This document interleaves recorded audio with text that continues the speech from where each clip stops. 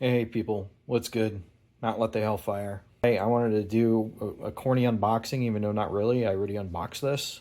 So what's in front of me, I just got in today from Optics Planet. This is a Geissele Automatics Super Modular Rail, or SMR. It's the Mark 18, and it's a 16.5 inch.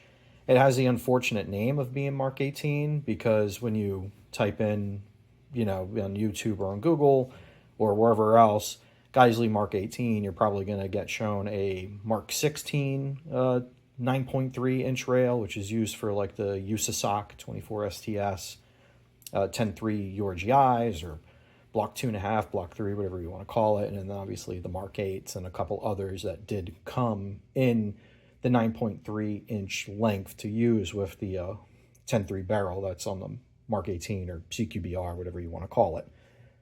The SMR, the Super Modular Rail Mark 18, is actually 16.5 inch rail. So I think it's the longest one that Geissele's ever done, or at least a production run of. They've been around for a couple of years, I think since 2018, 2019, or at least 2018 is when they registered the blueprint or the drawings, the trademark or whatnot. It actually comes with it. So I'll stop talking and actually show it to you. So I already unboxed this, like I said. I was in the middle of something else when it came. But when you get it, you'll get the drawings with it.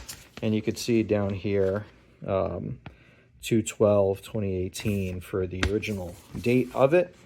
And the thing with the Mark 18 SMR is that it is M-LOK and ARCA Swiss. I don't know if it's like true ARCA Swiss, but it's within the style, right? You have the 35mm wide with a 45-degree angle or chamfer.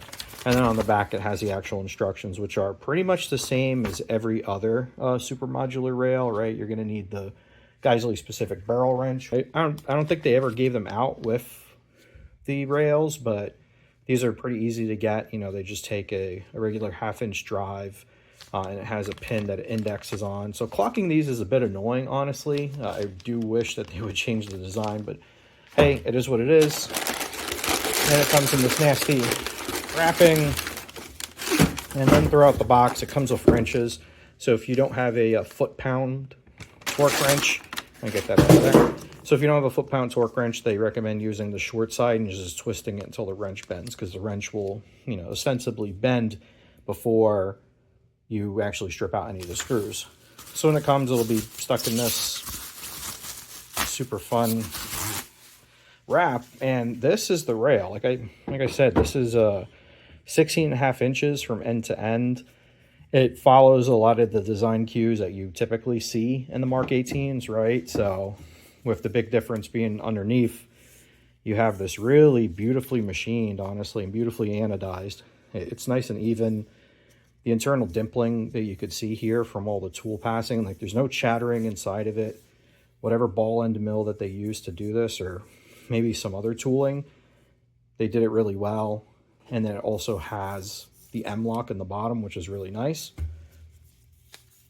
And then you get almost this double-decker kind of M-LOK at the 3 and the 9 as well, which I think is really cool. I don't know what I would actually put down here. I suppose if you had like a light bar, or if you had a longer scout mount or something else, you could put it down here. And then the other thing on the bottom, it's actually threaded for these. I forget what they are. I'll have to flash them up. I'll have to look them up. What the dimensions are for these set screws, but the Magpul ARCA rail adapter also comes with these, and you could just put in a couple set screws, and then that'll help you have positive indexing, or repeatable indexing rather, on your bipod or tripod or whatever ARCA attachment that you're using of choice. So it's only in the very back and at the very front. I do kind of wish that it would they would have them at other spots, but I get why, because the plunge depth over here probably isn't long enough. But really beautifully machined. And the big thing is that this is not sharp at all. I know I'm wearing gloves, but I'm trying to catch it on camera. This thing is not sharp, and I don't have like super long meat hook for hands, but I got, I guess, medium sized hands. I'm 5'11" in real life. All normal. I don't know, maybe from like the end to the tips it's 7.5 inches or so.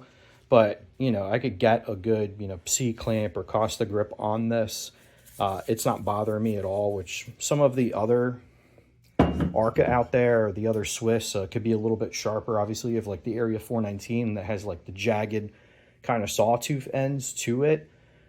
There's a couple other designs out there as well that are a lot more aggressive. The Fat Boy, for instance, has a very sharp ends on it, like that come out at 45. So it's either the corner that'll cut you, but even here, even this front corner is, you know, not that sharp. And I don't know if you could, yeah, get that in a focus here. You know, you could see it has that 45, but it's nice and it's beveled. They got a nice chamfer to it. You know, the machining on this overall is beautiful.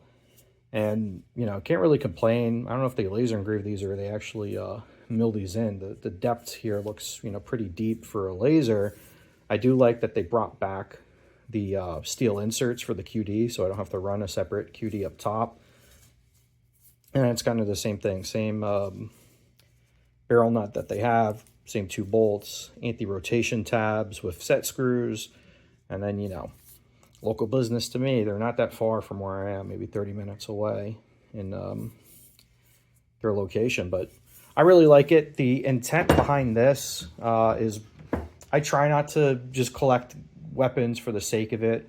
Every weapon that I've assembled has a job, either a engagement distance, not that I'm engaging anything other than deer, coyote, and paper and steel, but that's kind of the system I run with more mentally, to be like, okay, do I really need yet another 14.5? Do I need another 16? The intent behind this is to do a take on if I was working at Crane, or if I was an ODA commander, or maybe I guess a Bravo team commander. The next war that America fights, unfortunately, is necessitated by the political and banking class of this country, will likely be in East Asia, Indochina, the Pacific Theater, China, whatever you want to call it, or it'll likely be in Western or Eastern Europe at some point. Either the smaller Slavic cousins of Russia are going to throw off the NATO yoke and we'll be back, you know, in the Yugoslavia area.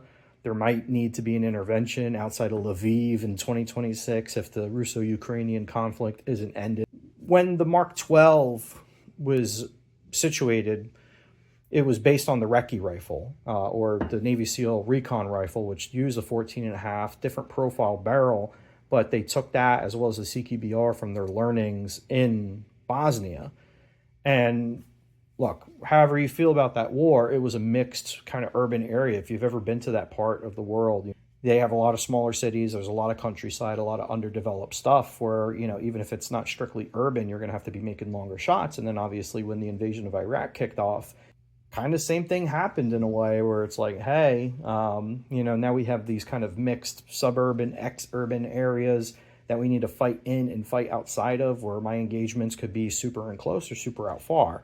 Now you have the Geissele fighting rifle, the GFR, is adopted as the MRGG, the Maritime Reconnaissance something Geissele gun, right? Naval Special Warfare, and I believe Marine Raiders and some of their soft capable MEU units adopted that. And that's because, you know, Special Operations has been pretty good about adopting not wildcats, but, you know, kind of one-off cartridges that are widely adopted by, you know, precision shooters, ELR shooters, or big game hunters. You know, think of things like the 338 Lapua Mag, the 300 Norma, the 300 Norma Mag, even though I think 338 Norma Mag was developed more with US SOCOM, or at least Special Forces commanded Norma directly, and it wasn't just one that they pulled off of, you know, kind of the back burner. 6.5 Creedmoor, you know, it had been around since 2008, and then Special Forces Command, or at least certain SIF and Jedburgh units within U.S. Special Forces did adopt it using the CAC upgrade program, and that wasn't the only one. I believe there were some 204 and 243 guns running around out there, and then obviously it became popular enough to have K-series guns and A-series guns of the M110 modification program, like the M110A3. Check that video out. It's pretty bad. I promise one day I'll redo it. So with all that in mind, I was like, hey, you know, if I were going to do, you know, not a one-off, but stick with 5.56, stick with what we got, Mark 262 or 77 grain Razor Core for, you know, us regular Joes or whatever else we're using, or Black Hills. Or if you reload it, you probably should reload it. You could do it a lot cheaper than Black Hills and with better quality.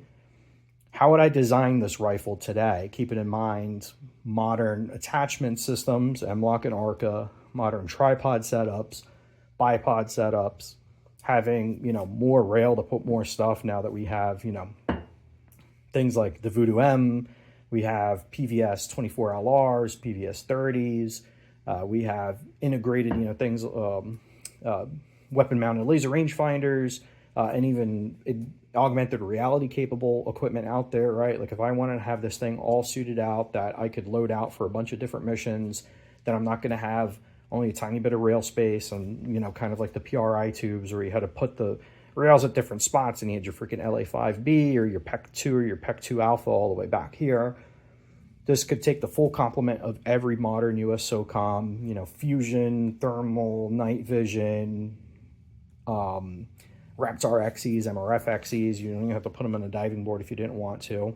Fully spec'd out, and then something modern. So I'll probably go with this. This is a Poverty Pony lower with a RRA or Rock River Arms or Red River Arms, whatever they are. They're entry stock, it's called. So if you collapse the CTR on a standard length carbine tube, it would be the same length as this. And then I'll probably 3D print an extra pad just to give an extra LOP, and then do a pool noodle of some 100-mile-an-hour tape, spray paint this thing to kind of make it look how I would have made it look in the service. This is just a regular like CMMC or CMG or maybe even a Anderson lower parts kit, and then I put LeBrew MBT triggers on all of my AR-15s. I only have like 4 of them. Then I'll do a Centurion barrel. I need to give them a call to see if they'd be willing to do a dimpled version of their SPR, or call up ARC and see if they'll have any Track 3.0 barrels. They're heavier profile. They're dimpled as well. I think they're only going to offer them 14.5, but I would love to get one in 18 or maybe even something weird like 17-inch. Or I could always just have 360 Precision, which is another local PA business and also a ZCO dealer, turn down and dimple out a Krieger or a Bartlein or whatever blank I could get my hand on, have it set up for 223 Wild and whatnot. So that's kind of the concept with this Mk12 Mod 3 project. You know, these are 400. They're also on Sweatshop as of today, August 11th, August 12th, whatever today is. There's only a couple of them out there. They only came in black, but I'm going to spray paint this. I'll probably do a different video on setting up like a fake AR one with, you know, different satin and ultra matte paints, as well as a stencil, how I kind of have all my other, you know, pieces of shit sprayed. I messed this one up, obviously. So yeah, I really like this rail. It was $400. I actually didn't have an Optics Planet account set up, or at least I couldn't remember mine. So 15% off code, and then I got some Optics Planet bucks. I think it's like 10% of the price. So to my door here, I'm probably 350, which isn't that bad, honestly. Maybe a little bit more, 370. But look at all the extra machining that has to go on. Like this thing starts from a big ass chunky billet. I assume it starts from like an 18-inch billet, and then they have to machine all this stuff off, all these different passes, you know, all this little dimpling under here.